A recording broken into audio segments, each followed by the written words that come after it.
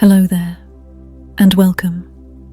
My name is Evelina, and I'll be guiding you through tonight's tale. Tonight, you'll be gently guided into a tale unlike any other, one born from the pages of a story first told long ago in the year 1865.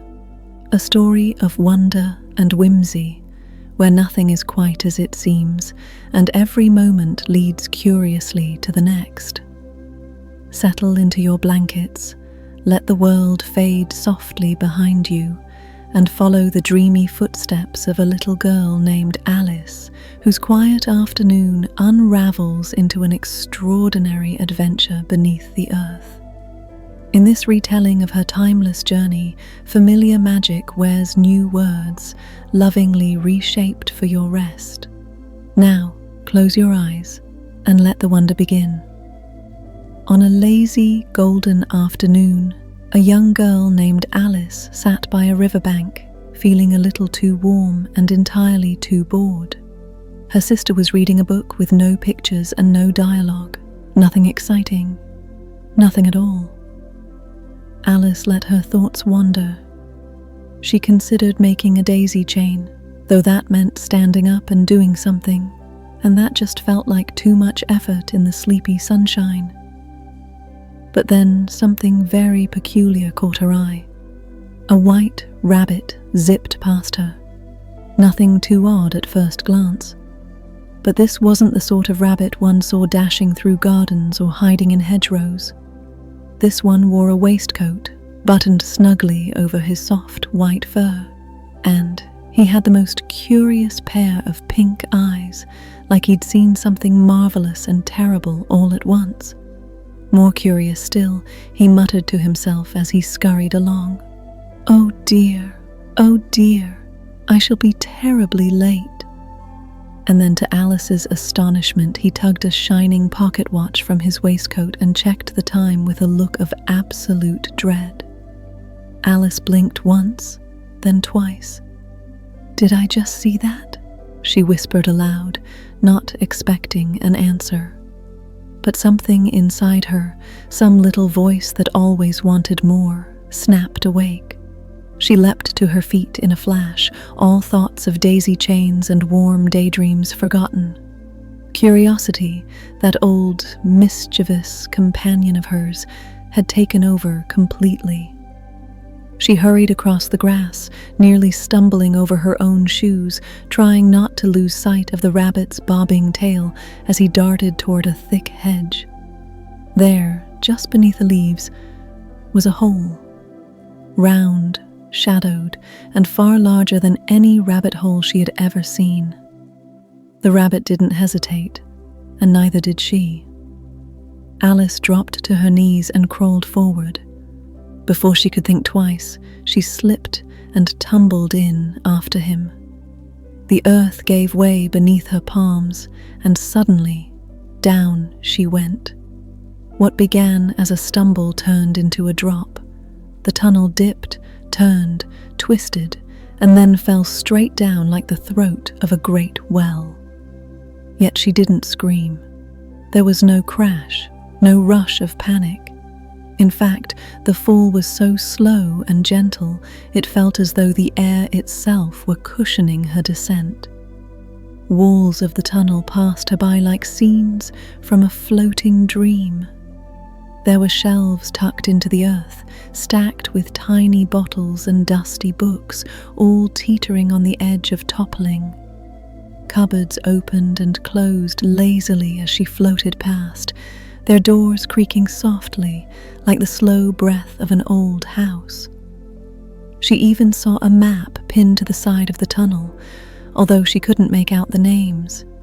It was upside down, or perhaps she was.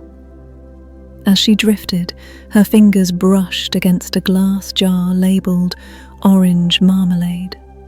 Curious as ever, she reached for it, turning it gently in her hands. But alas, it was empty. She sighed and, not wanting to cause harm should there be anyone below, tucked it carefully back onto a passing shelf. "How odd," she murmured, half expecting the jar to answer her.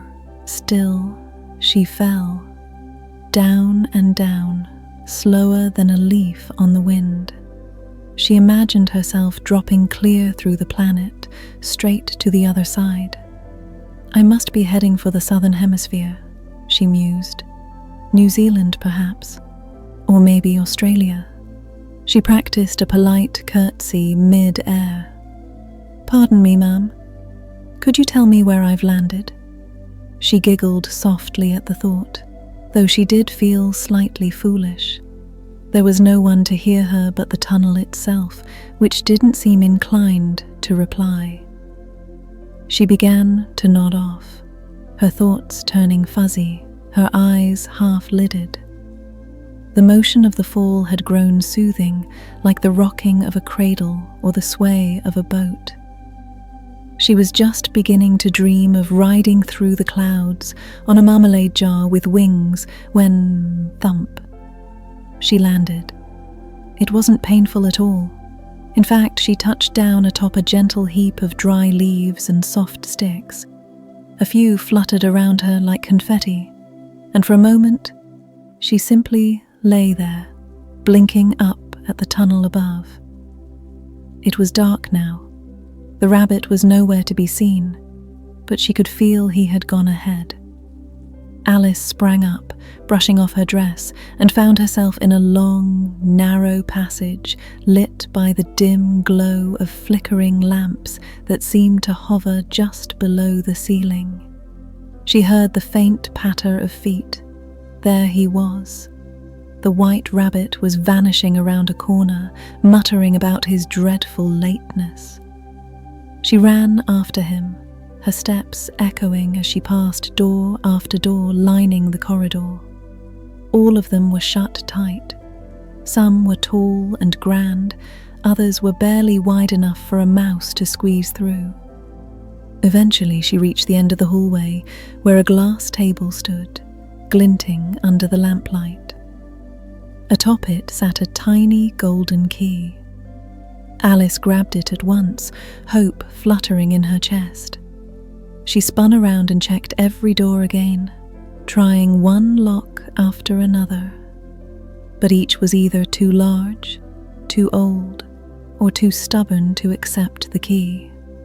Just as she began to worry she'd be trapped forever in the Hall of Doors, she noticed a curtain she hadn't seen before, tucked into the base of the wall like it was trying to hide something. She pulled it aside, and there it was, a small, peculiar door, no taller than a cat. With trembling fingers, she tried the golden key. Click. It turned. The door creaked open just enough for her to peek through. Beyond the tiny doorway stretched the most enchanting garden she had ever imagined. Sunlight poured through tall blossoms that swayed without wind. Crystal fountains tinkled softly beneath flowering trees. The air shimmered like a dream, and a soft scent of honey and wild mint drifted through. Her heart swelled with longing. She had to get in, but her shoulders were too broad, her arms too long. She couldn't even fit her head through, let alone the rest of her. With a sigh, she turned back to the table, hoping there might be a clue, a spell, something. This time, a small glass bottle had appeared, as if by magic. Around its neck was a delicate tag that read, in elegant script, "Drink me." Alice narrowed her eyes. "Not so fast," she whispered. "You look innocent enough, but I've read stories about things like you." She turned the bottle over, inspecting it from every angle. No skulls, no crossbones, not a hint of poison. With the slightest hesitation, she took a small sip. The flavor burst across her tongue like nothing she'd ever tasted.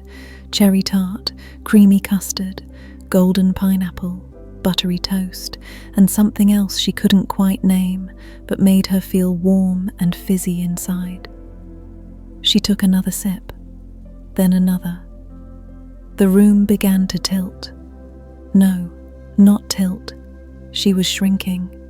Her dress sagged around her knees, the table stretched toward the sky, and the doorknob loomed high above like a mountain top. Alice gasped with delight. "Perfect!" she cried, until she looked up and saw the key, still sitting atop the table, far, far out of reach. Too small to reach the table and too exhausted to keep trying, Alice let herself slump to the cold floor.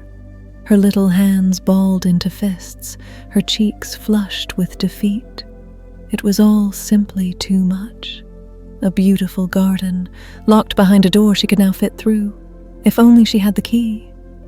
But the key sat mockingly above her, far out of reach atop the towering glass table, shimmering in the soft golden light of the hall.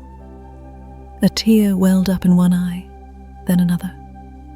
Soon, silent sobs shook her tiny frame as her emotions spilled out the way her thoughts often did, freely, without permission. Her sobs turned into streams, her cheeks shiny with tears. Then the streams became puddles. Then the puddles became a flood. Alice had never cried so hard in her life, not when she dropped her cake on her birthday, not even when her best shoes were ruined in the rain. But this was a curious, helpless kind of sadness, brought on by too much shrinking, too many surprises, and a garden that seemed to mock her with every flower she couldn't reach. She felt ridiculous for weeping, yet couldn't help herself. Still sniffling, she noticed something just beneath the table, a small glass box.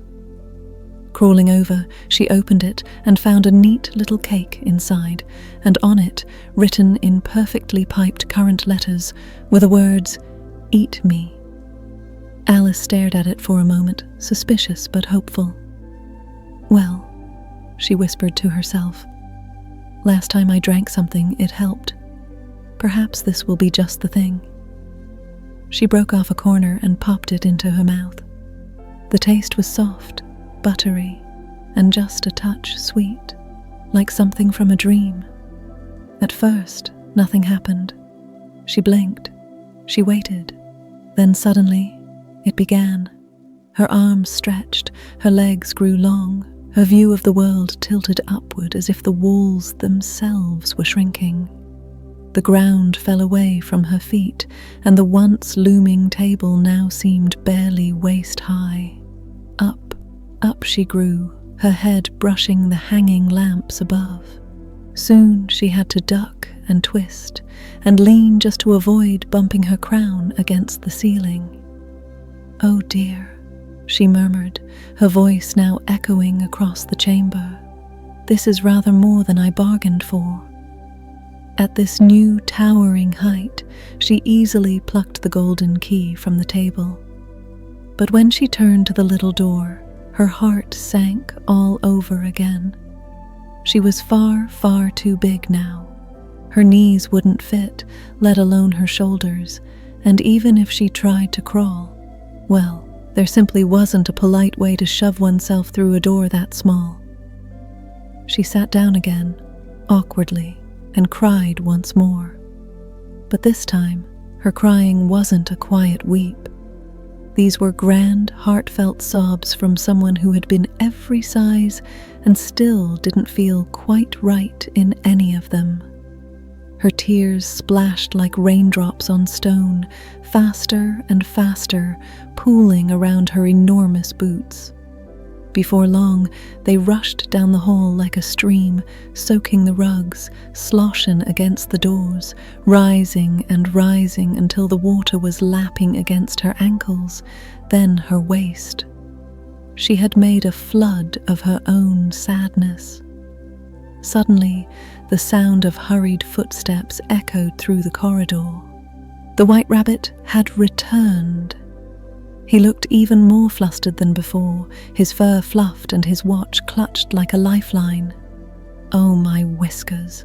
Oh, my ears!" he muttered, darting past Alice's towering knees, barely noticing her. "She'll be furious. I'm late. I'm dreadfully late." "Excuse me, could you possibly help me?" Alice called gently. The rabbit froze mid-step, glanced up, and nearly dropped his gloves. He gave a startled squeak, flung his fan into the air, and fled at full speed around the corner, muttering nonsense about duchesses and executions. Alice sighed. Still, she spotted the gloves and the fan where he'd dropped them and picked them up. The hallway felt warm now, overwhelmingly so she began fanning herself slowly. As soon as she did, something peculiar happened. She started shrinking again. Bit by bit, the hall expanded around her. The fan seemed heavier, her fingers thinner. Her shoes slipped slightly as her feet grew small again. Down she went, like melting wax in the sun, until she was no taller than a mouse, and still shrinking. "Oh no!" she gasped, fumbling with the fan and tossing it aside before she disappeared entirely. The shrinking stopped just in time. She was still there, small and shaken, but thankfully still visible. And now, the tears. The hallway had transformed into a lake. Her earlier flood of sadness had filled it wall to wall, creating an eerie, moonlit pool of salt water. Alice, no bigger than a doll now, found herself treading water with difficulty. Bits of floating debris passed her by. Bits of ribbon, broken crumbs from the cake, and oddly enough, a piece of a doily. She paddled gently, trying to stay afloat when, splash, a tiny grey mouse fell into the water nearby. Alice lit up. "Oh, hello there." The mouse glanced at her warily but said nothing. Wanting to be polite, Alice tried to make conversation. "Do you happen to know the way out of this pool?" Still silence. Thinking to impress the creature, she added, "My cat Dinah would know exactly what to do. Why, she's wonderful at catching." But the word mouse hadn't even left her mouth when the creature flinched and paddled backward in horror. "Oh no, I didn't mean anything by it," Alice stammered. "I only meant she's very clever, though I suppose it's rude to talk about cats in your company." The mouse looked offended, his whiskers quivering, and Alice did her best to change the subject. "Do you like dogs, perhaps?" The mouse swam away, clearly unamused. Before long, the pool grew crowded with others who had also fallen in: a duck, a dodo, a sleepy parrot, and a young eaglet. They all swam about in confusion until finally they found their way to the edge of the great watery hall and climbed up onto the shore, soaked and baffled. It was there that the dodo, shaking his feathers dry, declared, "We must get dry, and the only sensible way is to race." And so, a race began. No starting line, no rules, and no clear winner. They all ran about in circles on the dry floor until, panting and confused, they agreed to declare everyone the victor. Alice, reaching into her pocket, handed out the only prizes she had: candies and a small thimble. They all clapped politely as she solemnly awarded herself the thimble too. And now, as Alice wanders ever deeper into dreams, her feet light upon paths that only the quiet mind can follow. The rabbit has vanished, the tea has grown cold, and the garden glows softly in the distance. If you are still awake, know that sleep is just around the bend, perhaps even closer than you think. Drift gently, without worry, without reason, and let your own wonderland unfold behind your eyes. Rest well, dream deep, and until next time, good night.